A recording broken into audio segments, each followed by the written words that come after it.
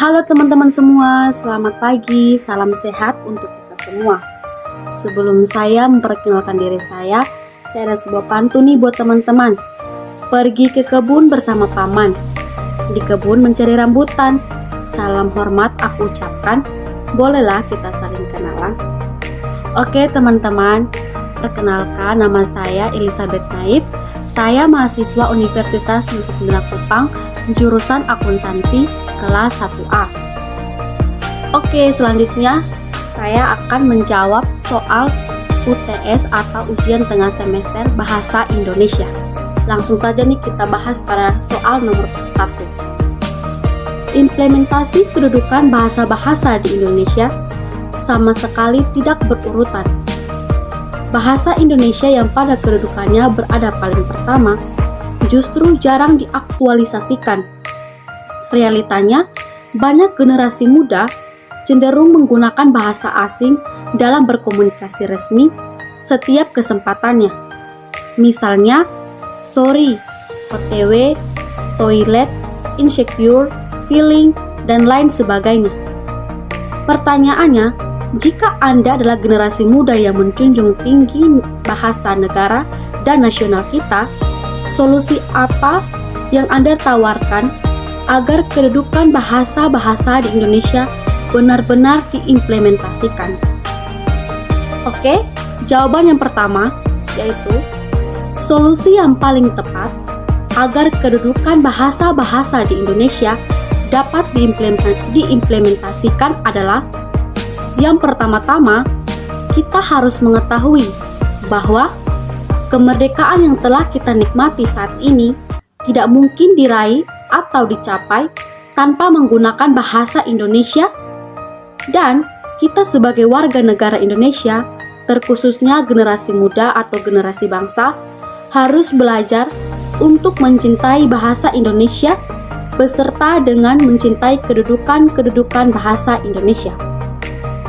Kita adalah negara yang majemuk dengan beragam budaya, agama, bahasa, dan lain sebagainya.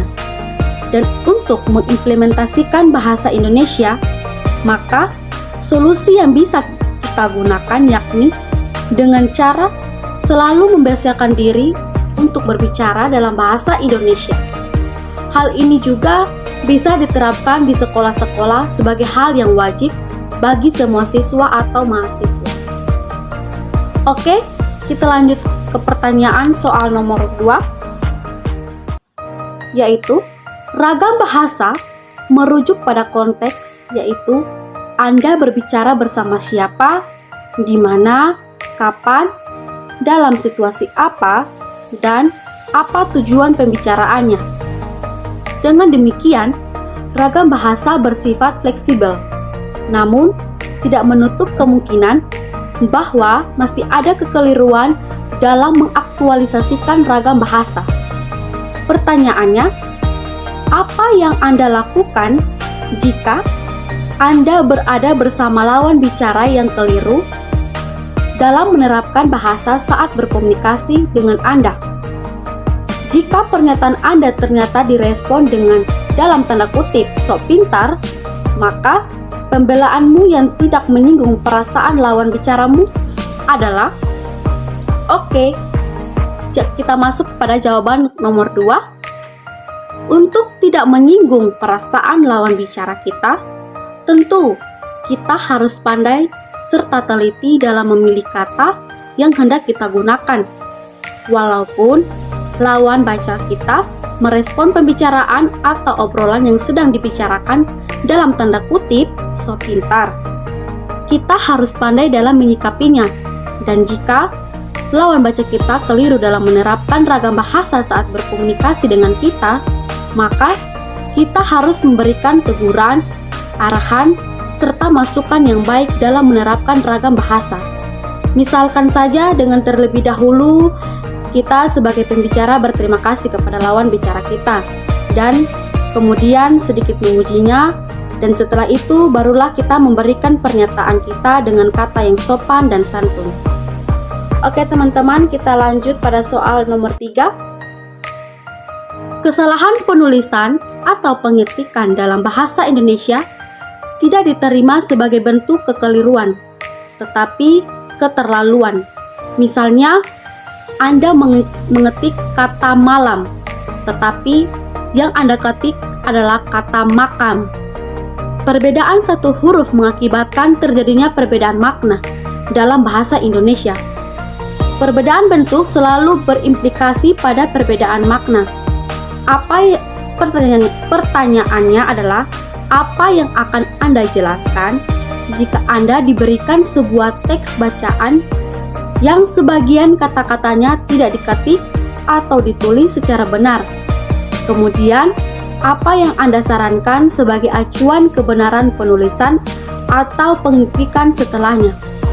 Oke teman-teman, kita langsung saja jawab soal nomor yang ketiga, yaitu dalam menanggapi persoalan mengenai teks yang sebagian kata-katanya tidak diketik atau ditulis secara jelas, tentu kita harus terlebih dahulu bertanya kepada orang yang menulis tersebut, sehingga maksud dari penulisannya bisa kita pahami dan dimengerti. Lalu, kita juga bisa menyarankan dari kesalahan kebenaran penulisan atau pengetikan. Sarannya adalah, sebaiknya penulis harus melihat kembali atau mengoreksi dan meneliti kembali apa yang ditulis atau diketik, agar pembaca juga bisa mengerti akan penulisan atau pengetikan dari penulisan tersebut. Oke teman-teman, kita lanjut pada soal nomor 4. Carilah dan tulislah paling kurang 15 kata yang salah, kemudian ubahlah menjadi benar yang disertai dengan alasannya. Setelahnya, Anda memberikan penjelasan secara lengkap tentang 3 kaidah bentuk dan diksi, yaitu kebenaran, ketetapan, dan kelaziman. Oke teman-teman, langsung saja kita jawab pertanyaan nomor 4. Di sini saya menemukan 15 kata baku menjadi kata tidak baku beserta alasannya. Yang pertama, kata baku bawakan. Kata tidak bakunya yaitu bawain. Alasannya adalah karena pada kata tidak baku akhiran in merupakan kosakata daerah atau yang dipengaruhi oleh bahasa daerah. Yang kedua, kata baku mengubah. Kata tidak bakunya merubah. Alasannya adalah pada awalan me bertemu vokal a, i, u, e, o menjadi meng. Ketiga, kata baku memengaruhi. Kata tidak bakunya mempengaruhi. Alasannya, pada awalan me bertemu dengan konsonan p, maka huruf p akan melebur menjadi m. Yang keempat, kata baku kualitas. Kata tidak bakunya kualitas yang dipakai dengan huruf w. Alasannya, karena tidak sesuai dengan kaidah tata atau bentukan kata. Yang kelima, kata baku besok. Kata tidak baku esok. Alasannya karena kata esok memiliki arti yang sama, meski terlihat beda dengan bahasa baku. Yang keenam, kata baku karir. Kata tidak baku karir. Alasannya karena kata karir yang tidak menggunakan huruf e, yaitu kata baku, umumnya digunakan dalam bahasa sehari-hari. Yang ketujuh, kata baku meterai. Kata tidak baku materai. Alasannya karena dipengaruhi dengan bahasa sehari-hari. Yang kedelapan, kata baku ekstrakurikuler yang disambung kata ekstra dan kulikuler. Kata tidak baku ekstrakurikuler yang dipisahkan dengan kata ekstra dan kulikuler. Alasannya adalah karena tidak sesuai dengan kaidah tata bentukan kata atau imbuhan asing. Yang kesembilan, kata baku cokelat. Kata tidak baku coklat. Alasannya karena biasanya digunakan dalam bahasa sehari-hari. Yang kesepuluh, kata baku nasihat. Kata tidak baku nasihat. Alasannya karena pada umumnya digunakan dalam bahasa sehari-hari. Yang ke-11, kata baku analisis. Kata tidak baku analisa. Alasannya, karena dipengaruhi bahasa daerah dan bahasa asing. Yang ke-12, kata baku rapi yang tidak menggunakan huruf AH pada bagian akhiran. Kata tidak baku rapi menggunakan huruf H pada akhirannya. Alasannya, karena dipengaruhi bahasa asing. Yang ke-13, kata baku adonan. Kata tidak baku adunan. Alasannya, karena bentuknya dapat berubah-ubah. Yang ke-14, kata baku klub yang digunakan dengan huruf K. Kata tidak baku klub digunakan dengan huruf C pada awal kalimat. Alasannya, karena dipengaruhi dengan bahasa asing. Yang ke-15, kata baku urine. Kata tidak baku urin. Alasannya, karena dipengaruhi oleh bahasa sehari-hari. Oke, sekarang kita menjelaskan tentang 3 kaidah bentuk dan diksi atau kebenaran, ketepatan, dan kelaziman. Bagian A, kita menjelaskan tentang kebenaran. Kebenaran atau kata yang benar adalah kata yang mengikuti kaidah tata bahasa atau morfologi dan sintaksis.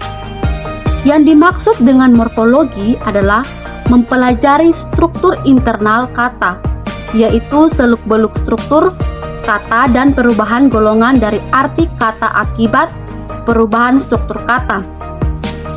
Yang dimaksud dengan sintaksis adalah untuk mempelajari kata sebagai unsur atau satuan pembentuk struktur konstruksi yang lebih besar berupa frasa, klausa, dan kalimat.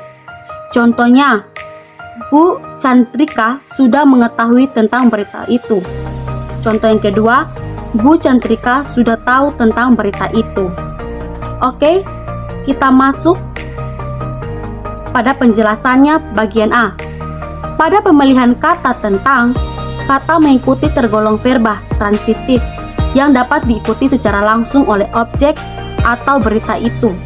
Jadi, kata tentang sebagai preposisi tidak perlu dipakai. Sementara verba intrasif atau kata tahu tidak dapat diikuti oleh pelengkap atau berita itu secara langsung karena itu wajib diikuti preposisi kata tentang. Oke, kita menjelaskan pada bagian B yaitu ketepatan. Ketepatan adalah pilihan kata yang bertujuan agar tidak menimbulkan interpretasi yang berlainan antara penulis atau pembicara dengan pembaca atau pendengar. Contohnya, makna kata lihat dengan kata pandang biasanya bersinonim, tetapi kelompok kata pandangan mata tidak dapat digantikan dengan lihatan mata. Selanjutnya kita masuk pada bagian C, menjelaskan tentang kelaziman. Kata lazim adalah kata yang penggunaannya sudah diterima oleh umumnya, misalnya penggunaan kata bersinonim. Contohnya, kata makan dan santap bersinonim. Akan tetapi, tidak dapat mengatakan anjing bersantap sebagai sinonim anjing makan. Kemudian, kata santapan rohani tidak dapat pula digantikan dengan makanan rohani. Kedua kata ini mungkin tepat pengelompokannya, tetapi tidak seksama serta tidak lazim dari sudut makna dan pemakaiannya. Oke teman-teman, kita lanjut pada soal nomor 5. Carilah dan tulislah 5 kalimat yang tidak efektif, kemudian ubahlah menjadi efektif yang disertai dengan penjelasannya. Oke teman-teman, kita langsung saja jawab pertanyaan nomor 5. Yang pertama, kalimat tidak efektif, yaitu sejak dari kemarin dia hanya diam saja. Kesalahan memasukkan kata dari sehingga membuat kalimat di atas menjadi tidak efektif karena kata dari menunjukkan arah terjadinya suatu peristiwa. Kalimat efektifnya yaitu sejak kemarin dia hanya diam saja. Yang kedua, kalimat tidak efektif. Para tamu-tamu dimohon berdiri. Kesalahan kalimat di atas tidak efektif karena menjamakan kata-kata yang berbentuk jamak, yaitu pada kata tamu-tamu. Kalimat efektifnya yaitu para tamu dimohon berdiri. Yang ketiga, kalimat tidak efektif. Bagi mahasiswa yang mengikuti mata kuliah diharapkan membeli buku. Kesalahan ketidakefektifan kalimat di atas karena salah dalam menempatkan kata bagi. Kata bagi tidak boleh digunakan pada awal kalimat. Kalimat di atas akan menjadi efektif jika kata bagi diganti menjadi kata semua. Kalimat efektifnya yaitu semua mahasiswa yang mengikuti mata kuliah ini diharapkan membeli buku. Yang keempat, kalimat tidak efektif. Pada era zaman modern ini, teknologi berkembang sangat pesat. Kesalahan apabila dalam menulis sebuah kalimat sudah menggunakan kata era, maka tidak perlu lagi menggunakan kata zaman. Karena kata era dan kata zaman merupakan satuan sinonim yang mempunyai makna kata yang sama. Kalimat efektifnya yaitu pada zaman modern ini teknologi berkembang sangat pesat. Yang kelima, kalimat tidak efektif. Mahasiswa perguruan tinggi yang terkenal itu menerima hadiah. Kesalahan kalimat di atas memiliki makna ganda, yaitu siapa yang terkenal, mahasiswa atau perguruan tinggi, sehingga menimbulkan penafsiran ganda. Kalimat efektifnya yaitu mahasiswa yang terkenal itu menerima hadiah. Oke teman-teman, sekian dari hasil jawaban saya dari soal UTS Bahasa Indonesia. Sekian dan terima kasih. Sampai jumpa teman-teman.